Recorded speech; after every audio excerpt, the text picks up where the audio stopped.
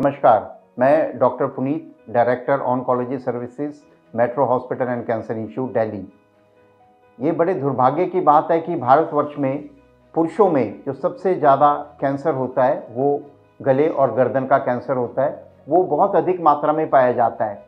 Cancer hospital metro institute में हमारे पास इसके दोनों तरह के उपाय उपलब्ध हैं, जिसमें हम कैंसर की रोकथाम भी कर लेते हैं और कैंसर का उपचार भी बहुत अच्छे तरीके से कर पाते हैं। कैंसर की रोकथाम के लिए हमारे पास जो है वो स्टेज 0 में कैंसर को डिटेक्ट करके उसका टेस्टिंग करके उसे हम दूरबीन के अंदर देख लेते हैं। और स्टेज 0 में सबसे अच्छी बात यह है कि उसका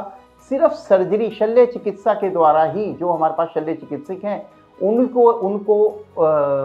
दिखाकर उसका सिर्फ एक ही चिकित्सा मात्र से उसका बहुत अच्छी तरह से उपचार हो जाता है। तो इसमें बहुत ज़रूरी है कि जब भी कहीं आपको शक लगे कि मेरे मुंह का जो जख्म है वो 1 साल, 2 साल, 3 साल, 4 साल से है, तो उसको ये मत समझिए कि वो आपको नुकसान नहीं कर रहा है, क्योंकि तकरीबन ये देखा गया है कि 5 साल के बाद वो तकरीबन कैंसर में बदल जाते हैं। तो खासकर जो जख्म सफ़ेद हैं और बाद में लाल रूप धारण कर लेते हैं, वो समझ लीजिए वो धीरे धीरे प्री कैंसर से कैंसर में जा रहे हैं, और प्री कैंसर से कैंसर स्टेज 0 जिसको हम कहते हैं, उससे फिर वो 1, 2, 3, 4 में चले जाते हैं। अब मान लीजिए रोकथाम के बाद हमारा किसी आदमी को अगर कैंसर हो गया जो स्टेज 1, 2, 3 या 4 में है, तो उसका उपचार हम मेट्रो कैंसर हॉस्पिटल में 3 पद्धतियों से कर सकते हैं, जिसको हम शल्य चिकित्सा,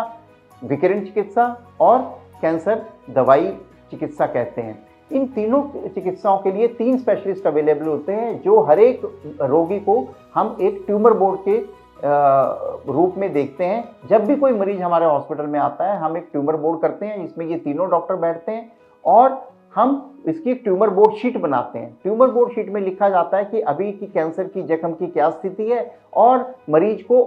किसी फेफड़े की या लीवर की या किडनी की कोई बीमारी तो नहीं है। उसके हिसाब से उनकी एक पूरी ट्रीटमेंट प्लान बना दी जाती है, जिसमें ये डिसाइड किया जाता है कि कितनी सर्जरी करनी है, कितनी रेडिएशन देनी है, कितनी मेडिसिन देनी है। उसका पूरा प्रोटोकॉल जब तैयार हो जाता है तो उसको पेशेंट की फैमिली को समझा दिया जाता है, और कई बार ये भी बता दिया जाता है कि अगर मान लीजिए किसी मरीज की सर्जरी नहीं हो सकती